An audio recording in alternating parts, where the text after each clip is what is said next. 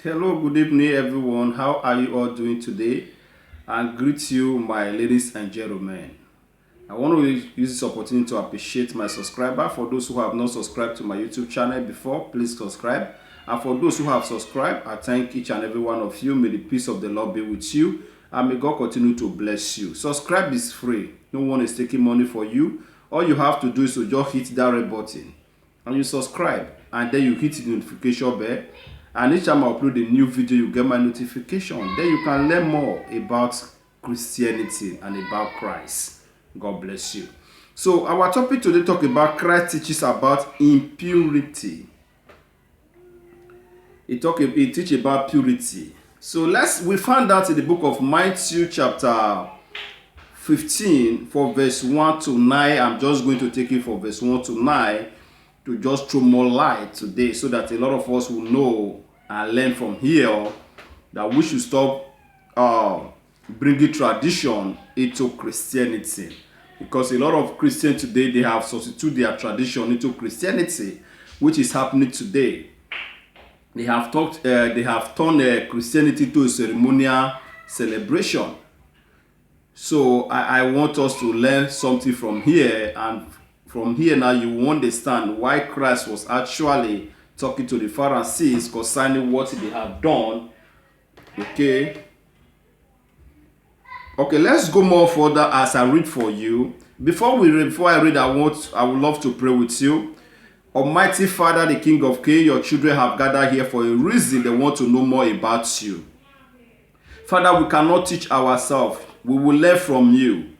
What we learn from you will never depart from us. As they learn from you this evening, those words proceed from my mouth, Lord, may they have the understanding of it, and may you give them wisdom of understanding of it.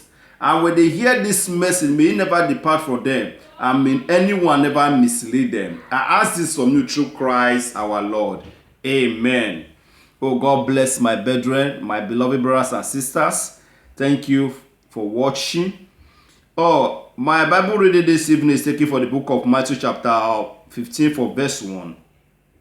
Some Pharisees and teachers of religious law now arrived from Jerusalem to see Christ. They asked him, "Why did your disciples disobey our age-old tradition? For they ignore our tradition of ceremonial hand washing before they eat." Now, this is the Pharisees who arrived to ask Jesus why the disciples disobey their tradition rules of hand washing before they eat. So now this is people, those Pharisees, they are Christians and they practice Christianity, and they believe on their tradition that it's compulsory that you must wash hand. They have to brought that tradition into Christianity, that you must wash hand before you eat. So, and if you now read more further, in verse 3 said, Yehoshua replied, "And why do you, by your tradition, violate the direct commandment of God?" Christ replied there by the word of God. He said, listen to what he replied to them. Yehoshua replied to them, "And why do you, by your tradition, violate the direct commandment of God? For instance, God says, honor your father and mother, and anyone who speaks disrespectful of father or mother must be put to death. But you say it is all right for people to see their parents. Sorry, I can't help you. For I have vowed to give God what I will have given to you. In this way, you say they do not need to honor their parents, and so you cancel the word of God for the sake of your tradition." That is what is happening today. A lot of people have cancelled the word of Christ. They have substituted their tradition into Christianity. And Christ replied to them, you say children should not honor their parents, and you directly cancel God's law. You cancel God's word, law, and you substitute your own word, tradition. So, when they try to when they try to discriminate the disciple, and Christ directly tell them what does hand washing concern Christianity, what they are doing here. And you directly violate, you cancel God's law by telling children not to obey their parents anymore. And you substitute your tradition into Christianity. That is what you people are doing today. You see many children today, they don't even have respect for their parents. Because you do not handle them very well. And a lot of things they are learning today is they learn most of the things from the church. When you are teaching a child, this is how you should go by the word of God, and they see you as a parent doing another thing, do you think they will respect you? They will respect that word, because they see you that is teaching them, you are violating it. That is how many things is going on in Christianity today. They have directly violate God's law. They cancel God's law. They cancel God's commandments, and they substitute their tradition into Christianity. It's happening today. That was the reason why Christ told them. He said, why by your law, by your tradition, cancel God's law, violate God's law. And you say they should go, that you can't help them. And the Bible goes further to say, if you now read verse 6, in this way you say they do not need to honor their parents, and so you cancel the word of God for the sake of your tradition. So many Christians today have cancelled the word of Christ. They have cancelled the word of God because of what they are getting from their members. Where Christ said, don't pray for your enemy to die, your pastors do not understand. They are still praying for them to die by fire, by thunder, by accidents. Where Christ said, when someone slap you for this other cheek, turn the other side. Today, when you slap anyone, they will beat the hell out of you. They beat their enemy. They even set their enemy to early grave. Not even pray for them. By that way, they cancel the word of Christ. That is what we are seeing today. When the scripture tells you, say, when you speak in tongues, may another person interpret. Then you keep on speaking it without no interpretation. Then you have cancelled the word of God. So we must be careful. And the followers as the most big problems we have. They don't question. They don't ask questions. Anything the pastor just said, they just conclude with it.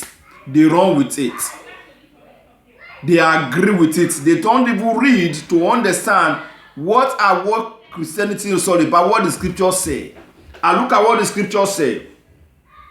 In verse 7 say, you hypocrites, Isaiah was right when he prophesied about you. For he wrote, these people honor me with their lips, but their hearts are far from me. That is what we see today in Christianity. They will be in the church calling the name of God. Some of them will pray for 6 hours. It's just from their lips, but their hearts is far from God. Even those who call themselves the preachers, they will pray, they will tell the member, you pray on Monday, pray on Tuesday, pray on Wednesday, pray on Thursday, pray on Friday. But the person sitting down beside them in the church, they don't talk, they don't greet. They honor God with their lips, but their heart is far from Him. So we must be careful. We must learn out. Let's be Christian for once. Not when you say you are a Christian, you practice Christianity, you need to be Christian-like. You need to come out play with all your heart. Love your enemy, love your neighbor, love people around you. Love God with all your heart. If you love God, you will not disobey God's law. If you love God, you will not cancel God's commandment and substitute your tradition to deceive people because you want to achieve. There was one of my friend, a lady who was telling me that she was actually believing God for the fruit of the womb, and she has been moving from one church to another, And a friend of her called her that, okay, his pastor is very, very strong, that she can make her pregnant if she pray for her, blah, blah. So he said, first of all, she asked her friend, are you sure where you are taking me to? Because she's tired of moving around from one church to another. So she just have to be praying in her home. Her friend said, no, you have to come. Blah, blah, blah, blah. When you get to that place, I give you 1 month, you get pregnant. So, you know, a woman who is looking for a child, she's ready to go to any length, especially the one who believes in God. When he hears that this prophet he can pray for her, she will get a child. But I believe if you pray with all your heart and you believe that God will do it, he will do it for you. Even without even going from one pastor to another. So when she went there, he said the first thing the man told her, he said first of all it's 200 and something thousand, something like that, and then she have to bring fowl, she bring yam, bring all this. So are you an herbalist? Well, what does yam have got to do with someone who is looking from the fruit of the womb?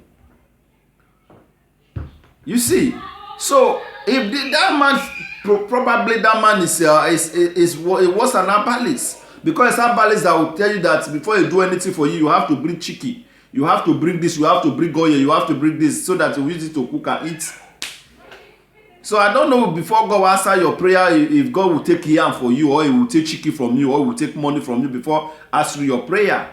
So those are the people who substitute their tradition, their native way to Christianity. They believe that it's only when they pour you water, or you buy ample, or you buy this, or you buy oil before you can get pregnant. I've never seen such a thing in the Bible. That somebody have to eat apple, somebody have to bring a chicken before she will get pregnant. So what about the God that do the miracle? When you pray with faith and you believe God will do it, definitely God will do it. So I don't know why we are getting it wrong. If you now read further, let's see what the scripture say in verse 9, in the same book of Matthew chapter 54 verse 9. Now it said for the word they teach man may idea as a command from God. They teach man may idea as a command from. First of all, he said their worship is false. For they teach man may idea as a command from God. You see what he said?